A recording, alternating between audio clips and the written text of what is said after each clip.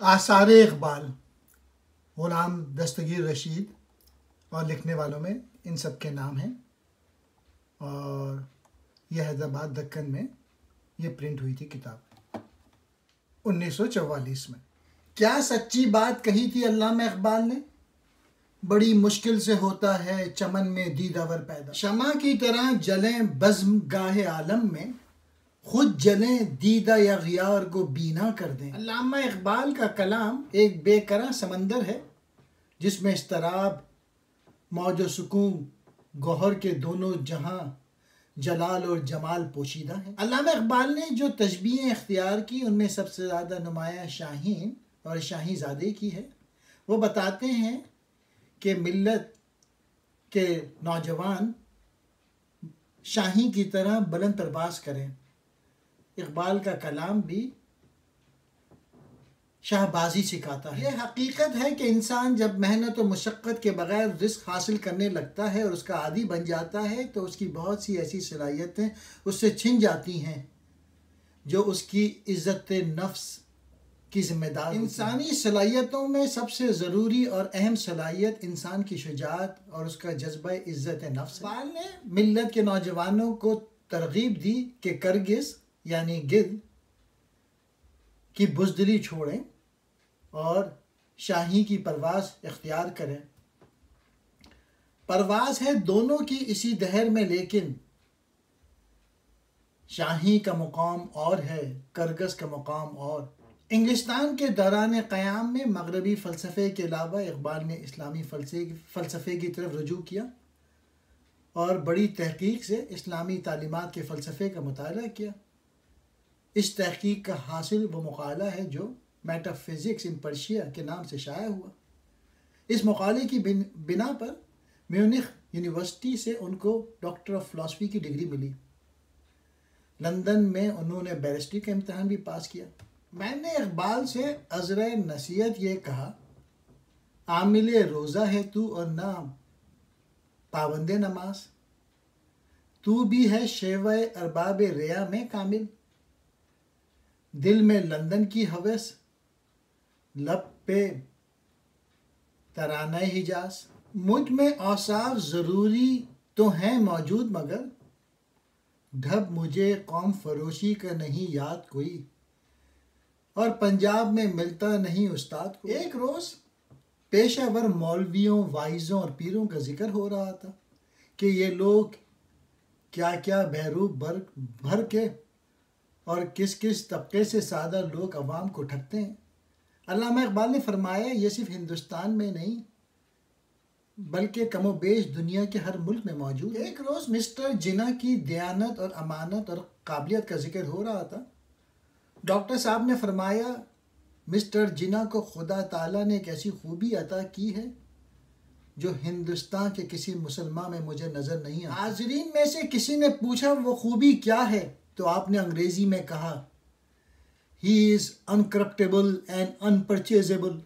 مسلمانوں کی بدبختی کی انتہا ہے کہ وہ ہر بات میں شیعہ سنی کی تمیز کھڑی کر دیتے ہیں۔ اقبال کی ساری شاعری اردو یا فارسی زبان میں ہے اور اس میں پنجاب کی زندگی یا پنجاب کی خوبصورتی کی کوئی جھلک نظر نہیں آتی۔ وجہ یہ بھی ہو سکتی ہے کہ اس کی شاعری کا پیغام کسی خاص ملک کے لوگوں کے لیے نہیں بلکہ ساری دنیا کے لیے ہے۔ خیالوں کا یہ کھیل اقبال کے لیے شطرنج کی بازی سے بھی زیادہ پر لطف ہے۔ وہ شاہ کو مات کرنے کی دھن میں لگا ہوا ہے۔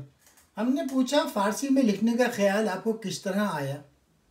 انہوں نے جواب دیا، میں نے دیکھا تھا کہ فارسی میں میرے خیالات اچھی طرح ادا ہو سکتے ہیں، دوسرے فارسی دنیا کے بہت سے حصوں میں سمجھی جاتی ہے۔ فرمایا انگریز عورت میں وہ بے ساختگی نہیں جو جرمن عورت میں ہے۔ جرمن عورت ایشیائی عورت سے ملتی جلتی ہے، اس میں محبت کی گرمی ہے، انگریز عورت میں یہ گرمی نہیں۔ In people other than prophets and great national reformers, too much of public speaking is very often a sign of spiritual poverty۔ باتونی حضرات کے متعلق تو یہ نظریہ بالکل صحیح ہے۔ ڈاکٹر صاحب کی ملاقات پیرس میں پروفیسر برگسا سے ہوئی۔ برگسا کی تصانیف کا اثر علامہ اقبال پہ بہت تھا۔ ان کا نظریہ ریئلٹی آف ٹائم ڈاکٹر صاحب کے خیال میں اسلامی نقطۂ نظر کے بہت قریب تھا۔ اس پر ڈاکٹر صاحب نے برگسا کو یہ حدیث سنائی کہ زمانے کو برا مت کہو کہ زمانہ خدا ہے۔ فرماتے ہیں کہ جس وقت برگسا نے یہ حدیث سنی تو وہ کرسی سے اچھل کے آگے بڑھا، مجھ سے پوچھنے لگا کیا یہ سچ ہے؟ ادھر صدیوں سے مسلمان ہند کی حالت یہ ہو گئی ہے کہ قرآن سے ان کو لگاؤ نہیں رہا، اور ان کو دینی تعلیمات سے یہ دور ہیں۔ وہ صرف ان خیالات کے پیروں ہیں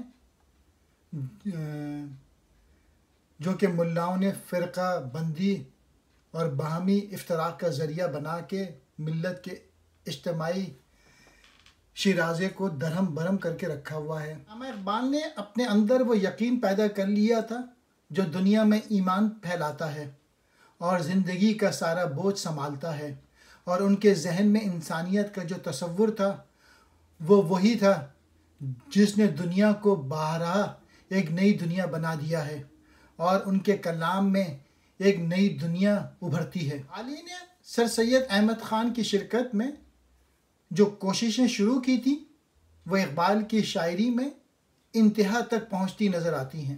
حالی کی شاعری کا اثر یہ ہوا کہ اردو شعراء خواب سے جاگ اٹھے، گو انہیں منزل مقصود کی فکر ابھی نہیں ہوئی تھی، تاہم راستوں پر غور کرنے لگے۔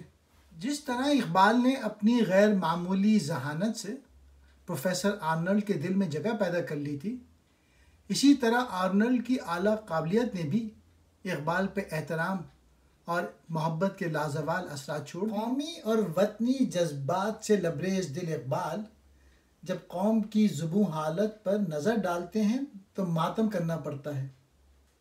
دنیا کی محفلوں سے اکتا گیا ہوں یارب، کیا لطف انجمن کا جب دل ہی بجھ گیا ہو۔ تنہائی میں اور مجمع میں غرض ہر جگہ وہ اپنے آپ کو اجنبی پاتے ہیں۔ ان کی زندگی کا کوئی نصب العین ابھی تک معین نہیں ہوا تھا شروع کی شاعری میں جس کے لیے وہ بے چین تھے۔ اسلامی فلسفے کی تحقیق نے اقبال کو حقیقی اسلام اور اگلے مسلمانوں کی عظمت سے روشناس کرایا۔ اگلی عظمت کے مقابلے میں موجودہ مصیبت کو دیکھ کر ان کے اندر ہمدردانہ جذبات میں تحریک پیدا ہوئی۔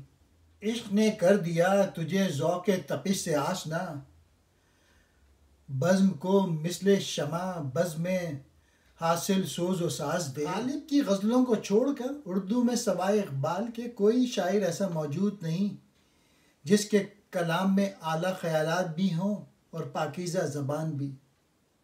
شکایت ہے مجھے یارب خداوند مکتب سے، سبق شاہی بچوں کو دے رہے ہیں خاک بازی کا۔ مقصد وجود پہلے سمجھائی نہ دیتا تھا، اب نہ صرف معلوم کر چکے ہیں بلکہ دوسروں کو بتلا رہے ہیں۔ وجود کیا ہے؟ فقط جوہر خودی کی نمود، کر اپنی فکر کے جوہر ہے بے نمود تیرا زمانہ۔ اس سفر میں جب علامہ موصوف واپس آئے تو مشرقیت اور مغربیت کے حقائق یکساں طور پہ واضح ہو چکے تھے، پھر ان کے مقابل اسلام کی حقیقت اور کاملیت بھی ظاہر ہو چکی تھی، اس لیے اب ان کا ایمان اور ایقان پختہ تر ہو چکا تھا۔ قرآنی حقائق ان کے قلب میں ایقان کامل کے درجے تک پہنچ چکے تھے۔ وہ جان گئے تھے کہ عقل گو آستہ سے دور نہیں، اس کی تقدیر میں حضور نہیں۔ دل بینا بھی کر خدا سے طلب، آنکھ کا نور دل کا نور نہیں۔ علم میں بھی سرور ہے لیکن یہ وہ جنت ہے جس میں حور نہیں۔ As the Quran says, God created all things and assigned to each its destiny. The destiny of a thing, then, is not an unrattling fate working from without like a taskmaster. It is the inward reach of a thing, its reliable possibilities which lie within the depths of its nature and socially actualize themselves without any feeling of external compulsion. بعض لوگوں کا خیال تو یہ ہے اور یہ رہا ہے کہ جب انسان زندگی کی کٹھن آزمائشوں اور تکلیفوں سے عاجز آ جاتا ہے، ہمت اور حوصلے کی کمی کی وجہ سے ان کا مقابلہ ہی نہیں کر سکتا، تو اپنے اصلی اور واقعی ماحول سے بھاگ کر ادب اور شاعری کے دامن میں پناہ لیتا ہے۔ اقبال ایسے ہنرمندوں سے بیزار ہیں، عشق و مستی کا جنازہ ہے تخیل ان کا، ان کے اندیشہ تاریک میں قوموں کے مزار۔ جہاں تک موجودہ دور کا تعلق ہے، حالی پہلے شاعر تھا جس نے جان بوجھ کر اور سوچ سمجھ کے اردو شاعری کے دائرے کا رخ پلٹ دیا، اور جو شاعری زوال میں شاعروں کے جھوٹے اور اوچھے جذبات کا کھیل بن کر رہ گئی تھی، اس کو قومی زندگی کے عروج و زوال کا ترجمان بنا دیا۔ اقبال کی شاعری اس نظریے کا معترف ہے، لہٰذا وہ ادب میں بھی ضرب کلیمی کی شان پیدا کرنا چاہتا ہے جو انسانوں میں اپنی غلامی کی زنجیر دل کو توڑنے کا ولولہ پیدا کر دے اور کھوئی ہوئی یا سوئی ہوئی خودی کو بیدار کر دے۔ علامہ کے نزدیک ادب اور تمام فنون لطیفہ کا اعلیٰ ترین مقصد خودی کا استحکام ہے۔ علامہ اقبال کا جس قدر کلام نعت میں ہے اور اس قدر بلند اور وسیع ہے کہ ایک ہی صحبت میں اس کو پیش نہیں کیا جا سکتا۔ فروزہ ہے سینے میں شمع نفس، مگر تاب گفتار کہتی ہے بس۔ یاد رکھو انسان کی بقا کا راز انسانیت کے احترام میں ہے۔ اگر غور کیا جائے تو اسلام نے سب سے بڑی نعمت جو دنیا کو بخشی وہ یہ کہ ہر انسان علم و عمل کے لیے آزاد ہے۔ اقبال کی نظم نہ شاعری ہے بلکہ اقوام عالم کے لیے ایک پیام زندگی ہے۔ شمع اور شاعر کے مکالمے میں اقبال خود کہتا ہے، کہہ گئے ہیں شاعری جست و زیست از پیغمبری، ہاں سنا دے محفل ملت کو پیغام سروش۔ آج کے تعلیمی نظام پر نظر ڈالتے ہوئے اقبال نے شکایت کی ہے، اولاد آدم کو مفلوج و محکوم بنا رہے ہیں، حالانکہ انسان کے بچے تمام عالم کو مسخر کرنے کے لیے پیدا کیے گئے ہیں۔ اقبال کا یہ شکوہ بالکل بجا ہے کہ ہندوستانی مفکروں، شاعروں، مصوروں اور سیاستدانوں کے اعصاب پہ عورت سوار ہے، اور آج بھی پاکستان کے ڈرامے دیکھیں، سوائے عورت اور مرد کے کوئی اور موضوع نہیں ملتا۔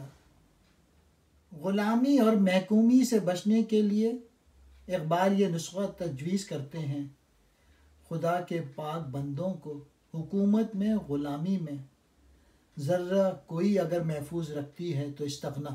انسان کی بیشتر مصیبتیں اور تمام تر کمزوریاں غرض پرستی کے تحت میں آتی ہیں۔ انسان کیوں مادی اور فانی طاقتوں کے آگے جھکتا ہے؟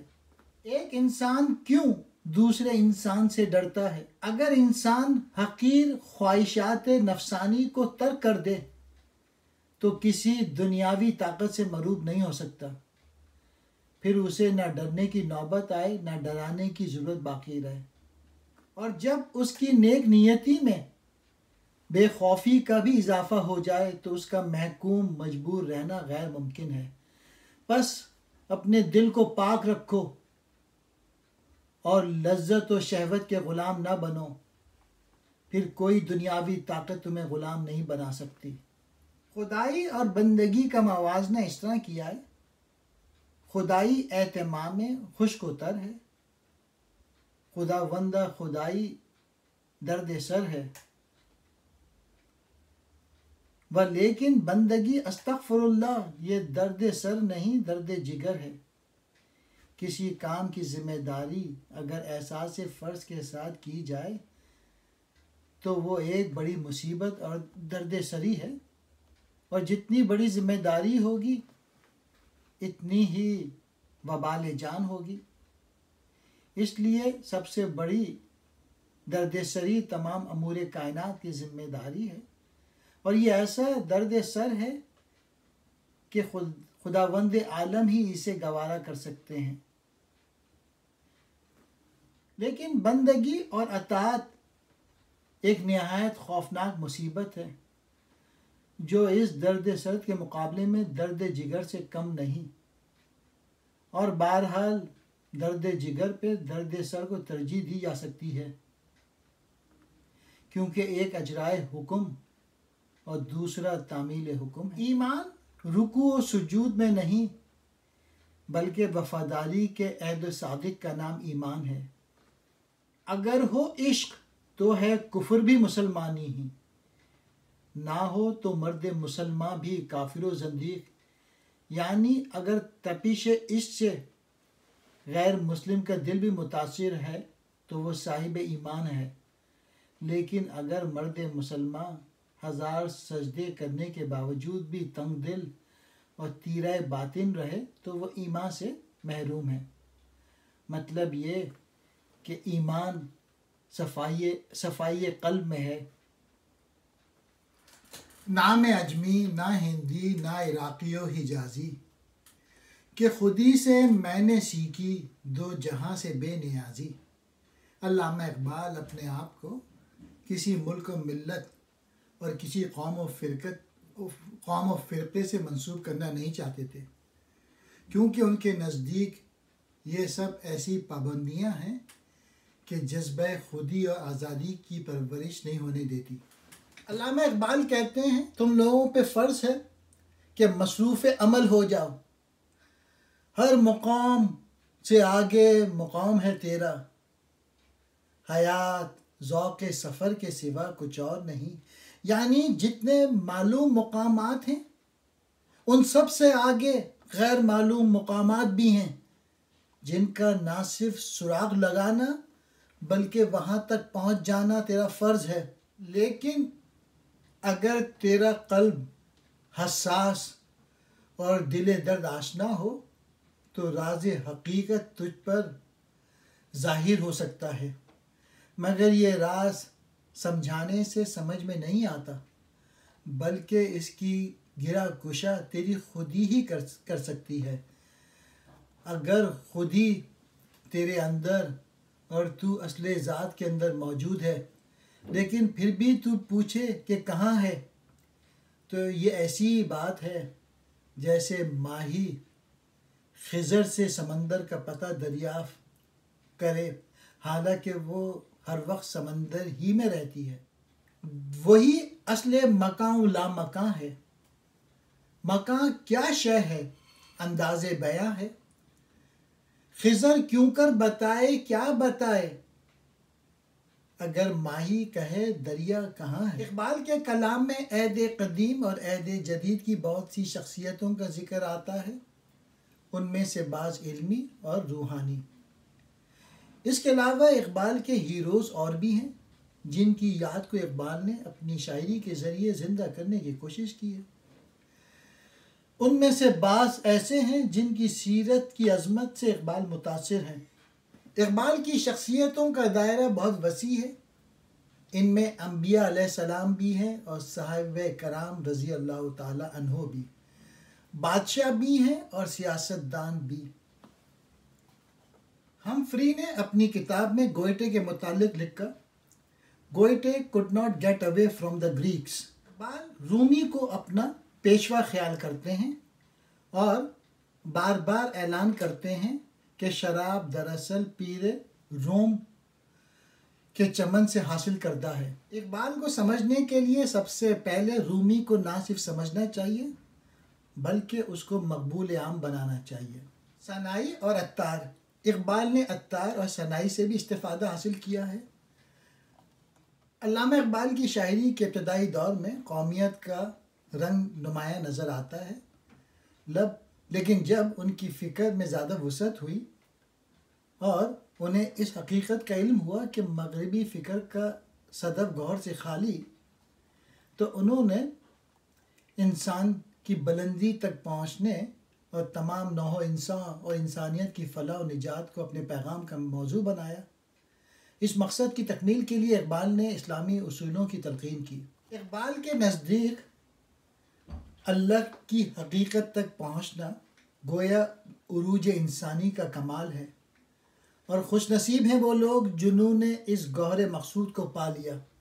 ایک مومن کی شان یہ ہے کہ اس کا سر سوائے خدا کے اور کسی کے سامنے نہ جھکے۔ نہ تو زمین کے لیے ہے نہ آسمان کے لیے، جہاں ہے تیرے لیے تو نہیں جہاں کے لیے۔ متاع دنیا کے فلسفے کا ایک پہلو یہ ہے کہ دنیا ایک متاع ہے، اب یا تو اس کی غلامی میں عمر بسر کی جائے یا اسے اپنے قبضے و اختیار میں لیا جائے، تاکہ دنیا کے انسانوں کی غلامی و بادشاہی سے نکال کر خدا کی حکومت و بادشاہت میں لایا جائے۔ عالم ہے فقط مومن جاباز کی میراث، مومن نہیں جو صاحب لولاک نہیں ہے۔